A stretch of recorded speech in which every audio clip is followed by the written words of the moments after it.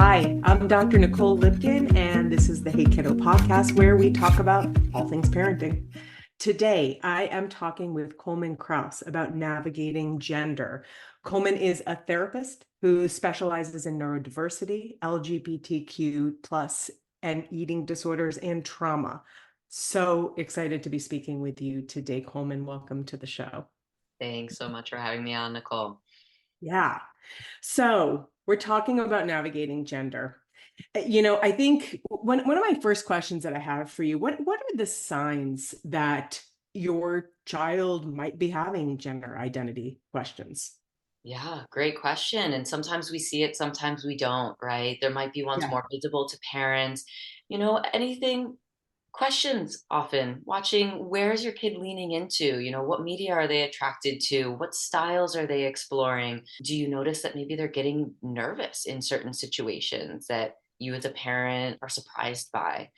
Do those situations have to do with bodies, have to do with clothes, have to do with who they're connecting with, who their peers are? But I think it's really about getting curious there, opening it up, asking your kid questions, and then what they say might be the real signs that you start responding to. Like what questions? Like what would you open up if you're noticing something? What's it like at the locker room in school? If you notice that they're feeling nervous on gym days or Mm, they're shopping in a certain section, like, tell me more. What's the style? Who are you looking at? What brings you to that section? They might say something about a pop star that's wearing something and they really love it, so they want to emulate, or they might start talking about their comfort or wanting to present in a little bit of a different way. okay. And what about when you go down to younger children? So let's say, 3 to 5 and 6. Are there any signs there? It can come out and play, right? At those ages, we're way less attuned to the social expectations of being cis and doing gender, in alignment with your sex. You might see different types of dress up. You might see more emotion coming up, right? That doesn't have the words. So if when we're getting dressed up, all of a sudden it seems like we're having a lot of emotional outbursts or crying, things like that, definitely pay attention. You'd also maybe be looking for just what friends, again, what adults do they connect with? What friends do they lean into? And just asking them in really casual ways, like, what feels good about that? What do you like about so and so? So that you can help them start shaping where they do feel that connection. And then you, as a parent, can keep kind of looking, right, and seeing for those opportunities to go in a little deeper or to hear something that you might not have expected to hear. Okay. So, let's say a 4-year-old or a 5-year-old is preferring to, or like you said, is like around getting dress time, is getting more upset if they aren't allowed to wear what they want to wear. Like, let's say a 4-year-old's wearing, like, preferring to be in dresses or something like that. Talk about that. Yeah. So many questions right from there, right? Yeah. Because you said not allowed. And so I think as parents, right, when we maybe are seeing some signs or wondering, is this a sign? I think the start of the conversation really is as a parent to check into what are my expectations? Where can there be leniency? What might I be afraid of if we veer away from that? And why are Mm. these my expectations, right? What's really at stake here for the parent, for the child, and for the family unit, right? And so, does that mean that there's a school rule about a uniform? And so, there actually is a rule not allowed. Does that mean that the parent maybe is really worried about how people might treat their kid if they're able to lean into that? And that's why it's not allowed. Or is there a thought within the parent that they're trying to teach how to be in the world to their kid, and their kid is this, and so this is what this means, and they're wanting to educate, like their intention, right, is to really educate in a supportive way how to be a 5-year-old boy without necessarily first getting to that layer of like, how is my kid actually feeling in their body? Mm. And Okay. that can be a hard place because as a parent, right, we want to know, right? Yeah. What's the right thing? How do we lead our kid? How do we help them find their space in the world? And we might not know with gender. Right. So how do you, so it's so complicated because how do you How do you seek to understand how your child does feel in their body? Yeah. Yeah. And that there's a lot of ways in, but talking about bodies, right? And often in this parent role, our kids learn by looking at us and listening to us. They're taking in so much. And the way that we go through the world, often, right, as kids grow older and start individuating and learning more, they kind of move away and there's different parts of them that come out, but they really look at us as lived models of existence. Yeah. So when we as adults and as parents start talking about how we feel in our body, how we feel in our gender, what our clothes mean to us, why we push or pull different things, that gives a language to our kids to start understanding how to articulate the feelings they're having with their pushes and pulls, where they feel disconnected and when they feel connected. And so as their verbal skills grow, or as their ability, right, to even just reach out and grab the dress up thing that they want, we can start knowing that we're at least giving them the space to consider their body. All right, so let's back up for a second because I hear you saying something. I hear a theme already coming through that it's so much about how we as adults are feeling about things. Like our reaction, obviously, our reaction to kids is so much about how we're feeling. And the gender thing is it's so touchy for a lot of us. So before we even dive further into kids, how do we do this for ourselves? Especially if we feel pretty kind of, and I don't know if this would be the right word, like confident in our gender, or comfortable in our gender, what we've identified as. Yeah, this is really a core, when there are cis parents and gender expansive kids, right? This is the core. How do you Wait, hold? when you're using language, so cis being, So cisgender is when your gender aligns with your sex and the assumed okay. gender of that sex assigned at birth. And then trans or gender expansive. Trans can be more binary. Some people are non-binary and identify as trans. Some people do not identify as trans but are non-binary. So I use gender expansive as the umbrella of anyone who's not falling, anyone who's agender, anything that's not, I am in alignment with. I was born at the hospital in 1980 and they told me this and we went home and I wore the pink dress and I felt good. Which that is not everyone's experience. Very broad Okay. generalization. Yeah. So when you might have a child who is a who is maybe, and maybe you find this out, or maybe is quite vocal about it, who might be a part of a minority group that you don't have any lived experience or maybe any education experience about. But you also know that there's this fear that if your child is a part of this group that experiences a lot of prejudice, well, Hmm. hey, like there might be this really knee-jerk desire for them not to. Yeah. And that can get so tricky because at the end of the day, the core desire to keep your kids safe is so powerful. And sometimes when we don't have enough education or exposure really to something, we're going to run with that desire, right? To just that's not my kid because they're going to be safe and I'm going to be more well equipped to help lead them in some of their exploration of what it means to come of age and be in the world if I'm in a more of an alignment with who they exist as. But here's the really tricky part is that these are really real lived experiences for people and for kids. And it can be really real and really um, encompassing and like really central, even at an age of about 3 years old, right? Which surprises some people that the research again and again has really reaffirmed that as young as 3, kids might really know that they're not in alignment with the assumed gender of their assigned sex at birth.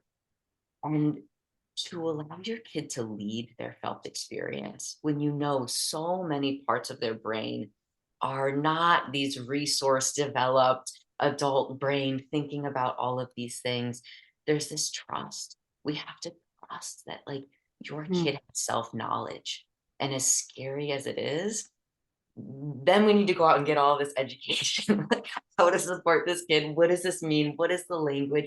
What are the questions? And when parents still feel that hesitance, like I work with parents, I work with families, I'm like, let's meet, let's really talk, because you need to hear how important this is. Like, it's important, but the fear and wanting to keep your kids safe feels so important and so vital. The the suicide rates, Mm, particularly for trans and non-binary kids, are sky high. Like mm, like one in four, 1 in 5 mm, in the past year has seriously considered, if not attempted. And then when we add intersectionality, if we're talking about in 2023, there was a Trevor Project survey for LGBTQ just as a group, and for trans and non-binary kids and youths, these numbers are even higher. That 11% of white youths seriously considered attempting suicide in the last year, and it was up to 18% for Middle Eastern and African youths, and 15% for Latinx. And mm. when we're thinking about what's at stake here, like, I don't want to fear monger, right? That's not what this is. But for a parent to understand the power that they hold in bringing those rates down for their kids, when there is one accepting adult in the life of a trans or non binary kid, their rates go from 25% of attempt down to 19. Wow. And that's just for one adult. Like, Wow. you individually as a parent, like, hold that power to like keep your kids safe in that way. Hmm. That's big. That's big. I'm jumping here and making an assumption that the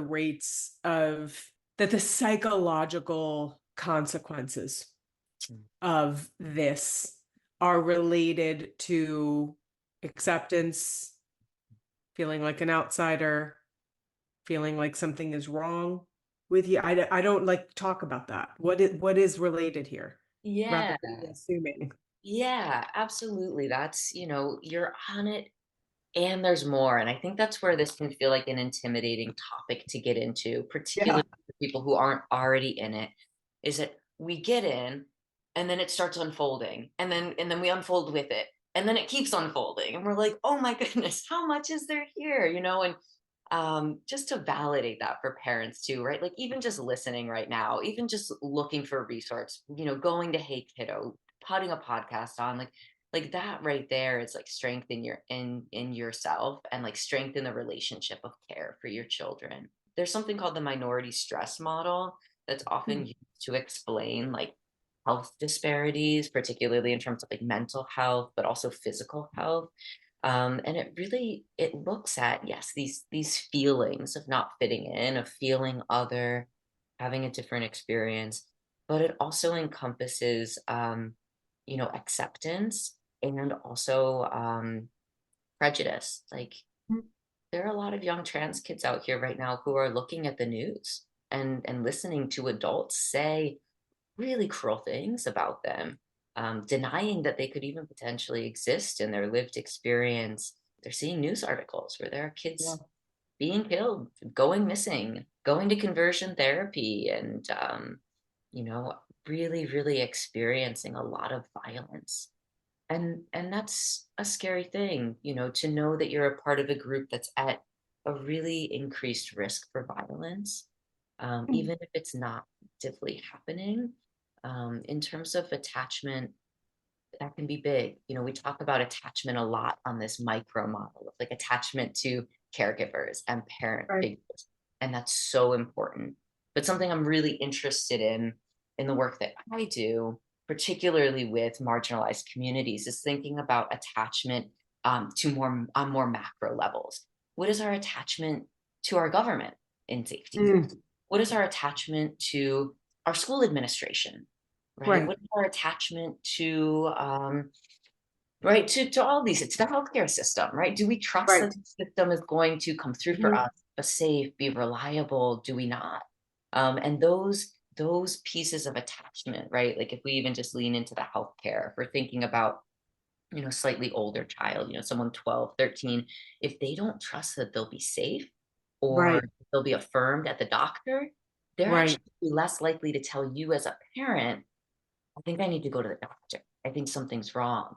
And so you as a parent then might not know how to take care of their physical needs in the same way because the communication is starting to fall apart because the kid is feeling unsafe somewhere else. Even if you're the most affirming person, that's still huge Right. resilience. We really need to be looking to surround our kids with as many affirming spaces as possible so we can bring this stress down and help their health, their support, their Right. attunement to their surroundings go up. Right. It feels so big though. Like I even think about I had this experience with my son and I really struggle with it. I really struggle with it because I'd like to think I'm a very open, communicative, thoughtful parent who's learning and evolving and trying to learn. And I hate this, but it happened. But I was buying shoes for Charlie and I gave him the choice and he picked bubblegum pink shoes. And instead of just pressing buy on Amazon, I said, "Oh, look at these," which I knew he would also like. Had like fire flames and all of that. And he's like, "Oh, I like those." And I've just sat here like, and that happened a year ago. And as you're talking, it's in my head because I'm like, you know, this is such a big thing and so important. And all of the things, these subtle things or not so subtle things that we do reflect on our children and the amount of work that actually needs to be done and what we need to unlearn. It feels so huge. It is. And I love when people bring up, I'm thinking back to you asking what's a sign and what's not. And I love when people bring up the color palettes because in year 1905, pink was the boy's color and blue was the girl's color. And we Huh. flipped it. And now we're like, is it a sign that he might like pink? Well, it used to be the boy thing. And Interesting. we socially, we in our created joint society, we changed it. And we could say that's for one reason or another, this and that. Sometimes it's about industry and capitalism. Sometimes it's Yeah. about just shifting trends. Sometimes it's literally a war happened and we need to have different people drinking our alcohol now. And so we're gonna like rebrand. And then the expectation, right? There's this big pressure put on us as parents, and we can feel it out in society that there are these pressures, there are these things that we feel. I'm sure unconsciously your brain was going to what might happen at school, what might a friend say, what I'm trying to keep my kids safe, looking good, has the right shoes, they fit, they're gonna not cause a disruption. And I think when we get to that disruption piece, we start playing a lot of social games. Yeah. It was in your mind. Yeah. And then when we invite our kids in to continuing to perpetuate the social games, it puts walls up for them, whether or not they resonate with the gender assumed by their assigned sex at birth. All of a sudden, the exploration of different clothes, fashion, styles, sports, ways of chatting with friends, like they're told like in different ways, in a lot of unconscious ways, and not so strongly, but they hear feedback all the time from the world. Thumbs up for this, eyebrow raise at this. Thumbs Yeah. up for this, eyebrow raise at this. And how kids learn, right, is that social learning. What is the Sure. feedback I'm getting when I'm doing these things? And so that puts us in a little bit of a pickle where It when we does. try to affirm and validate, our signaling to our kid might contrast some of the other signaling they're getting in the world. Right. And I think the work, so let's, again, I want to talk about the work that we need to do as adults because that's such a powerful, those were very powerful stats and very upsetting stats that you shared. And also affirming that one person, one that is supportive can make the world of difference. But it's like, how do we get beyond our own BS here? Like, how do we do this? Because, I can't figure it out. I can be educated, I can get training, but unlearning unlearning the way my brain has been structured feels so hard. And again, I feel like I've been structured in a very open way, but I still make comments like that. Yeah. Well, great question. And honestly, what my lived experience is and what the research also affirms is that just being around more gender expansive people will do, like, in a safe way. Mm, We don't want to go, if we know our biases are so big that we're going to go in and then bring prejudice or bring discomfort to a trans space. Like, let's not do that, right? We might start with books, we might start listening, we might start with movies, shows, things like that, reading articles. But most people in the country don't know a trans person. And yeah, and the amount of acceptance of trans people as real and as unharmful people just trying to live their lives, those numbers go way up as soon as you know a trans person.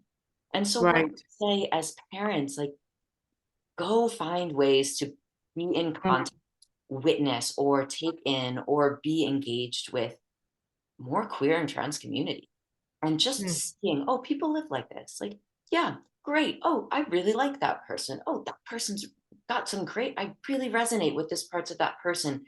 And just allowing it to be normalized in your life and your mind, right? And then it might not stand out so much when your kid is going for the pink shoes because your friends got the pink shoes, right? And these don't even right, necessarily need, we don't need to go to, like, okay, we're at the meeting of all the trans people and you're right in the middle. Like, that's probably not what it's going to be for a lot of people. And I know right, where I'm sitting right now, I'm in Brooklyn, right? So there's so many people available right, to engage with in right. community.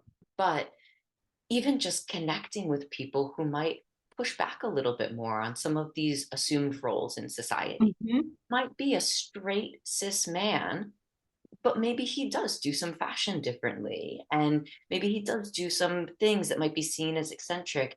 And how can we welcome in people who are not just following what you'd assume, right? Because then our kids are around those people too, and that opens up their minds.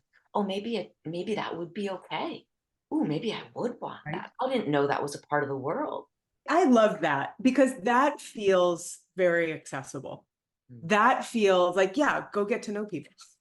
That feels like, and like that process. And that's very true. It's like in all aspects of life, the only way we fight our own biases and our own fears.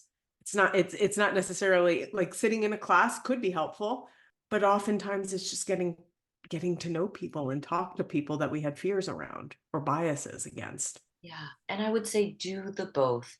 Do When we both. think of Mhm. what can we do as parents, you said it feels so big, and so many people are starting from a point of, like, I've never explored this before, like in Yeah. myself, in other relationships, as a parent, then that's a whole other dynamic. There are so many resources out there, and we often are so far outside the conversation, and then it starts coming into our life and we're like, oh my goodness, where do I go? What do I do? Let me get on Google, let me, like, talk to Yep. someone. There's so many different answers to some of these questions, and some of these things we're still working with. And there's so many incredible trans people, particularly trans people of color, always have been leading the way, always have been at the forefront, and they deserve such a platform and for us to really be listening to them.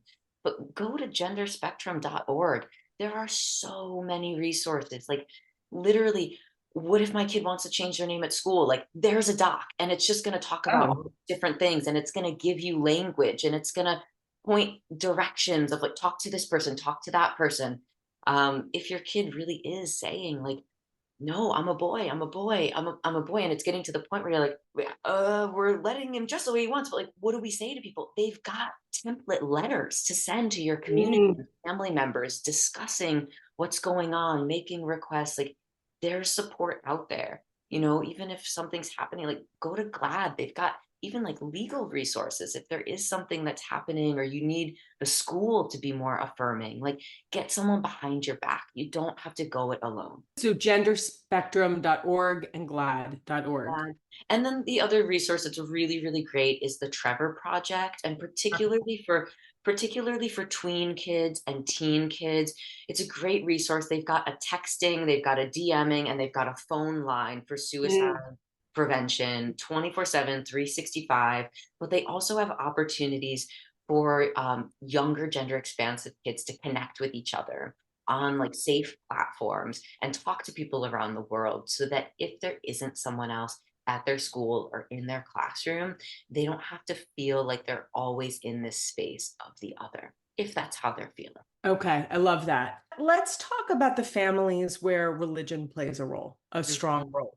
And as part of the religion, this is not okay. Mm-hmm. How do you navigate that? Yeah, there aren't really, I'm trying to think of a religion where actually in the central text, or the central Scripture, whatever. Yeah. scriptures, yeah, whether that's a book, whether that's, scripture, that actually discusses this directly. Like, these words are not in anyone's core thing. And so, I don't want to dismiss anyone's religious experience, right? I don't know what listeners are holding as they're coming in. This is very important to so many people.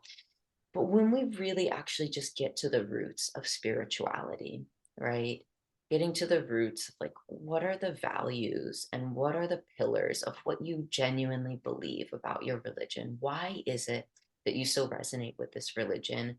What do you think this religion at its core, not what might be said online and associated with something, not what one other person in your church might be saying as a tie, but like at its core, is there space for love and acceptance of the miracle and spirit of another person? And I've talked to a lot of people, and a lot of people can find that space there, that even if it doesn't feel perfect, and even if there's concern that it might go against some of the teachings or some of the expressions, or where leadership in their religious spaces might be holding or naming, that for most individuals, right, like their connection with religion is about something sacred, right? About Mhm. love, about kindness, about trying to work to be better people in the world, better neighbors, better individuals, Mm. to really showing up, holding holding people as sacred, and ourselves and God as sacred, right? That this is a beautiful miracle of being here. And I think in that, even if it doesn't perfectly settle as a parent, there might be space to hold, we're staying with love, and someone's telling me something, whether or not I completely believe them or I want them to go here, this person actually could be at risk for leaving this world if we're not able to find a space for them in this world. Hmm. And that, for a lot of parents, is the kicker. When we go back to that minority stress model, two of the huge factors there are housing instability, and whether or not parents have tried to convince you to not, like, to just pretend and to go back, or to go to conversion therapy. Doesn't even need to be as explicit as trying to get someone to go to conversion therapy, though that does very unfortunately happen. So if we can just get rid of those two things, right, we might like have some of the stress and the mental health outcomes for them. So wait, that's interesting. So what you're saying is one of the main contributors to suicide, or one of the main contributors to mental health outcomes, is parental support. Yeah, so it's I would one of the main contributors to the minority stress, right? Which then is hugely associated very significantly with mental health outcomes. So got it's you. not a one-to-one. Someone could be kicked out of their home for coming out as trans, and they also could be very mentally healthy. I mean, that'd be a really strong person. That's a Yep. huge, huge, tragedy and hardship to go through.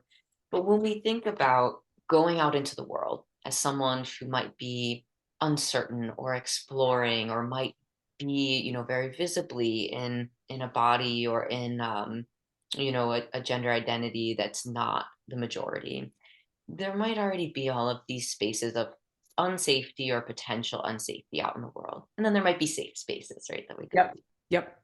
When we come home, right, most people coming home is kind of like, oh, I can take off my work mask a little bit. I can take off my, like, being on mask a little bit. I'm not like walking down the street with a bunch of other people, kind of just clocking what's Right. going on. I need to avoid, we relax.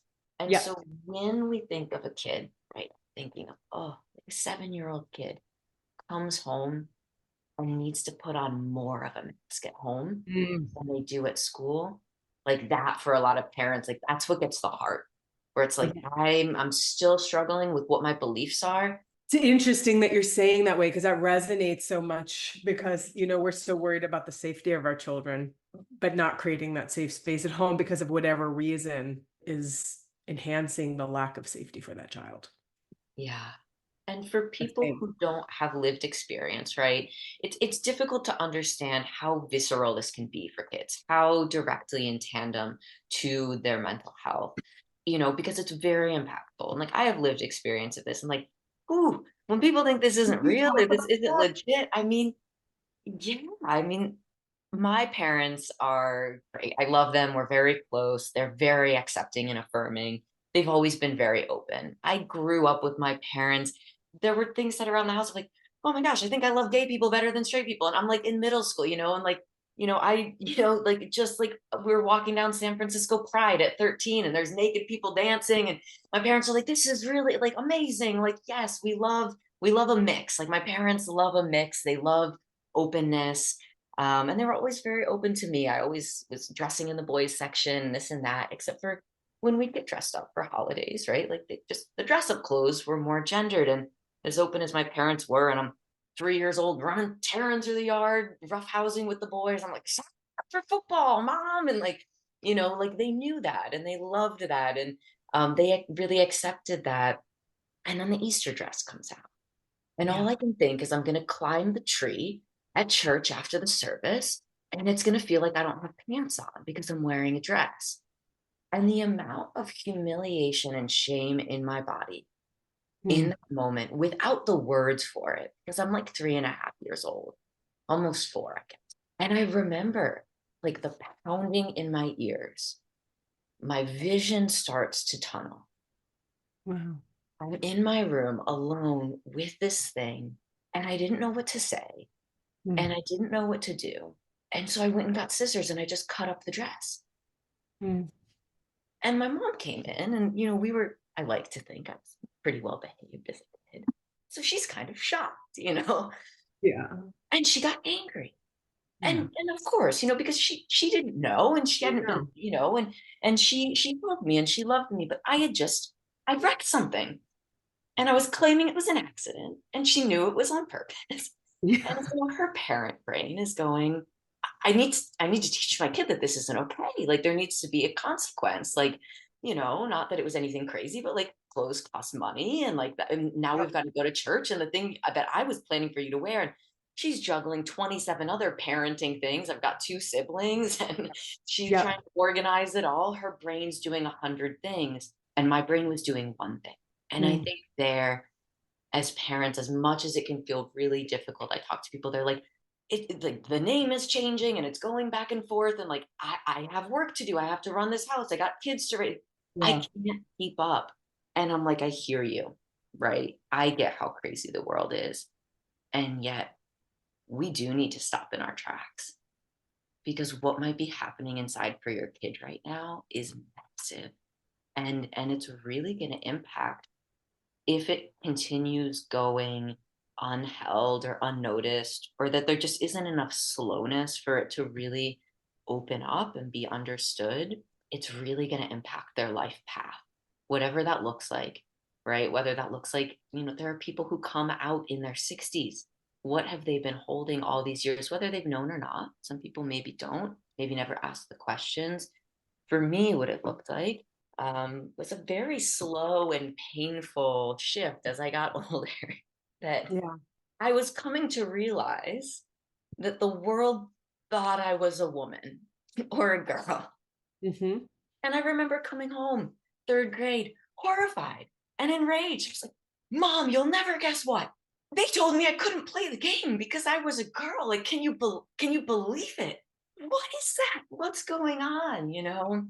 And I would always wear like the boy uniform at school, and they weren't super gendered, but I would always go with the boys one. And And everyone kind of knew I was different. I still remember his first and last name at my fourth grade birthday party. It was back in the 90s when it was in your backyard and you open gifts in front of Yeah. people. And this one classmate of mine, he seemed kind of nervous and fidgety. And I liked him. We were friends. I was like, what's happening? Whatever. And it comes to his gift, and he goes beet red. And he said, I'm so sorry. My mom did the shopping Mm. and she doesn't know. And I didn't know what he meant. And I felt bad that he was feeling so much shame, clearly, and anxiety. And I opened the gift and it's makeup. And he in fourth grade so saw like my Mm. genuine self Wow. without anyone using words or changing a name or changing a pronoun. He so saw who I was that he was horrified that he'd gotten this inappropriate gift for me. Mhm. And I said, oh, that's fine. And I handed it to my sister and she was all happy. And then she ran off and we passed by it. And so there was this real acceptance here. And I think part of it was that I went to an international school in Europe Yeah. in some of these like coming of age moments, right? We are getting a little bit into more like middle and later childhood. We moved back when I was going into late middle school and I went to a public school in the Northeast in a great town with a great school district, but it was there was a lot less differentiation, people Yep. coming from different backgrounds, different races, different cultures, different cultural practices, different languages. And all of a sudden, the volume of sameness and of the Mm. to adhere to sameness turned way up. And I was bullied. I was eating lunch in the bathroom. My neighbor, bless her heart, she tried to be such a good friend. And I'm sure she had talked to her parents about it. And she pulled me aside after we had played at one point and said, I need to tell you because you deserve to know. Everyone's calling you a he, she at school. And that broke my heart. Again, Yeah. the anxiety, the like that, like they honestly, like looking back, I mean, this is kind of sometimes a trans joke. They were right. Like Yeah. it was gender expansive. I was trans. Like they Yeah. clocked it. And I didn't have that language for myself yet. I had had it when I was very young. I wish I could switch places with my brother. I wish I was a boy and make everything so much more easy. Like, why is that? Like, oh, all these things. It had never connected completely the way that I think the conversation today, so Yep. many more people understand, so many more people catch it. Yep. And then we don't have these misses because what happened was after a year of being back in the US, I made the decision to become a girl. Mhm. And it was like a name thing in my family. We were on vacation at the time, and I was on the beach with my sister, and I said, this is too hard. I need to become a girl. Can you teach me how to be a girl? And Mm. she was very excited, right? Because she'd had this assigned female at birth sibling that clearly was not feeling like a sister her whole life, and she was jazzed. And my brother was on the bed in the room sobbing, and my mother was soothing him, and he was saying, I'm losing them." Wow. And you know what? He was actually right because Mhm. I completely lost myself for years. Mm.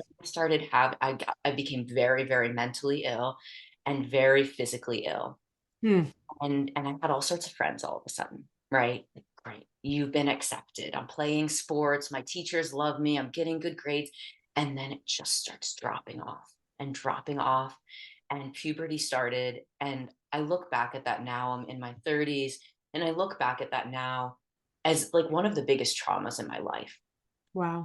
And it was really scary and it was really hard and I didn't have the language and there was no trans conversation around me. I mean, when I was coming out as gay, like I knew in my real life one gay adult, and I was like, my Aunt Suzanne's friend is gay, these people exist, like that, and it was like in media and on TV Yeah. and stuff, the internet was kind of becoming, big, Yes. and I knew it was real, but in terms of knowing somebody, being exposed to it, it being normalized is so important. But I really lost myself. And it took me so long to get back to myself. Mm. And it was really deeply sad. Like when I think back, even to some of those years, I've done so much work with myself, healing how difficult it was to be so distant from myself Yeah. and how much I suffered with people not knowing, how uncomfortable I felt in so many different situations, how wrong I felt, how difficult it was to manage my body. And so I think again, like with parents, like thinking this is so scary, this is so big. It is. Yeah, 100%. And you're gonna need support and you're gonna need resources. And there's gonna be times that you don't know and your kid doesn't know and you get it wrong. And it's so hard and there's a rupture and we need a repair and yeah, all of that. And yet, right, when I think back to, oh my gosh, what if someone had caught it and had the language and helped me avoid like a decade of like real pain in my life? Like it could be a hard decade now, or it could be a hard decade later, or your kid could go through a hard decade on their own. That is, thank you so much for sharing that. That for me just completely, I'm speechless. Thank you for sharing that.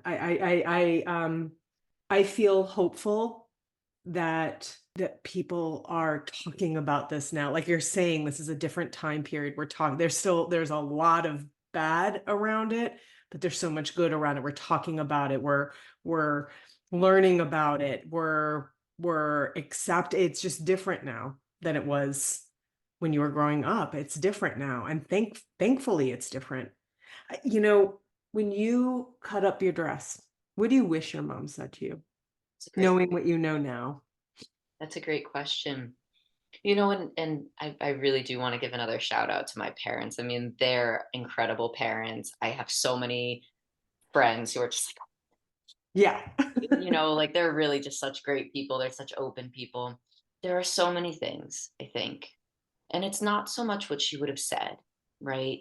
But I wish that she had known something that I hadn't known. That Mm, we can notice this and this can go somewhere and we can do something different, right? Like in so many places, my parents were like, yeah, you want the slacks and the shirt and the whatever and the yep, go for it. I wish that I had known, and I wish that she had known to let me know. And let's go buy you a suit, and that's fine, yeah. right? Like, because whether or not I ended up my path and where I am now and who I am now, maybe it just was that there was something about that I wanted to climb trees and that felt violating that Yeah. someone might see like my underwear or my body in a way that I didn't want them to because of what I was wearing, right? Like even if it was just about the dress limiting the physical activity or the adventures that a young girl can engage in, like is it okay to step away from the dress? And Yeah. if we say it's okay, what we're doing is we're not saying this was the signal, my kid's gender expansive, here we go. But what we're saying is let's see what happens. Okay, great. We're going to get you some really snazzy pants or dress clothes that aren't a dress, whatever. We're going to get you some really snazzy ones. Great. What happens next? Does that just solve everything? Or is it, oh, and now here's another place where we need to lean a little bit more. And here's another place. And as your kid notices that there's this ability, right, to say and be received and then for things to change, that's their agency. That's agency building. And as they develop their agency, which is so important for kids, right, so developmentally appropriate, it's learning, this is a beautiful opportunity. As their agency grows, they'll tell you more because they'll ask themselves more because they know that they can, and then they can speak and be heard. Hmm. When you decided, okay, I'll be a girl, this is too hard, what do you wish you heard then? Don't. Mhm. If it's that hard, we need to change something about what's happening, Mm. not change you. And my parents didn't, I didn't articulate that to my parents in that way. If I'm going to, it's because it's too hard. You know, I think some of the really internal things that are difficult for kids with this, and I'm not speaking for everyone. People have very different experiences. This is just mine. And I do know that there are others who share some of these themes, you know, at that young age, right? I was still in middle school and and I could so see the feedback of the embarrassment, uncertainty, and and like rejection from people around me that I was trying to protect my family from myself. I didn't want my family to have to be associated with something that the world was saying was so wrong. I didn't want my family to have a kid that was eating lunch in the bathroom. I didn't tell my parents that until Mm. later because I was ashamed and I didn't want them to have to be ashamed. I didn't Oh, want to cause shame in others through my own shame and otherness. And so that's where like adults like really leaning into like being just involved in these yeah. conversations and the education. Like there are ways that you're not going to know more about your kid's gender before they tell you, but there are ways that you can learn about this stuff so your kid can see like, oh, you know more about this stuff than I do. Like you took a course Right. and like you're like, Right. And that's why you were saying before, do the education and go expose and get friends and surround yourself with people. So that's why you're saying both are. yeah. I see like it's wrapping up. I see the critical, like all of it, all of it. Because it's something that when we're genuinely making space for something and an identity, right? I can bring this up. I can talk about this. This is one of my passions. I made this my work too. I Yeah. mean, like, I love this. I talk about it all the time. I bring it up all the time. I have queer and trans friends. Like, they bring it up. We talk Yeah. about it. But some of the moments that I love best, and I think would have just been so exciting for me as a kid. The other day I was talking to my mom on the phone, and she said, yeah, I was reading this article about like trans this and that, and I'm reading about some of the activism work that's happening, and and like that just feels so nice that it's not something that I'm always bringing into the space, or Right. it's just about me, or it's just my little different thing. It's like this is an important thing in the world, and we're gonna talk about it. Like if you're a parent and you have multiple kids, and one is either exploring or knows that they're gender expansive, talk about queer stuff when that kid's not in the room. Talk about it to your other kids. Like, Yep. because then your other kids will be like, yeah, these are just important things. Oh, what was that show with that, trans actress on it? And oh, isn't it so cool? Did you see she spoke and said this stuff? Like, these are just important things in the world, right? This isn't Right. just so and so's around that we're all accommodating in a way that we don't do when they're not Right. genuine space. I know we don't have time, but the whole other topic that you brought to mind that I'd love to talk about at some point is your siblings. I mean, that's and what you just said, and the loss that your brother felt, and the gain that your sister felt, and that dynamic, or when it's just that all of that. There's so much more than just parents, and how do you navigate all of that? Mhm. But I know we're out of time. It's true. And I will say, just as the end, I didn't really seek permission from some of these loved ones to mention shout out to my siblings. I mean, my sister lives farther away. She's in London. My brother's here in New York City. And we just see each other, and he's such a big supporter. They're great. So Awesome. it changes over time. Just to leave it on that, it changes over time. It's a journey. It gets better. I know that's the tagline thing, like it does. And your family can really figure it out. Yeah, I love that. So if there were 5 top takeaways that you want to leave listeners with, what would they be? Yeah. So one, proactively seek out education from an engagement with gender expansive and trans media text events and talk about it. Two, hold a lens of loving curiosity, emphasizing an understanding of the unfolding journey of self-exploration your child is on. Three, create an environment of calling in others about names and pronouns so your kid doesn't have to be alone in this. Speak intentionally with your kid beforehand about what feels right there, words, tones, boundaries.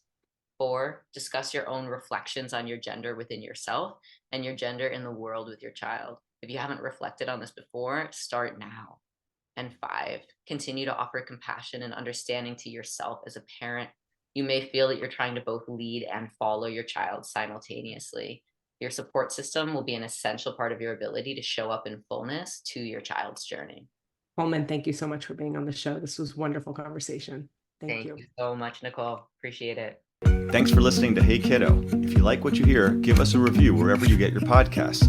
Learn more about Hey Kiddo at our website, hey-kiddo.com. Have a question for our experts? Email us at hello@hey-kiddo.com.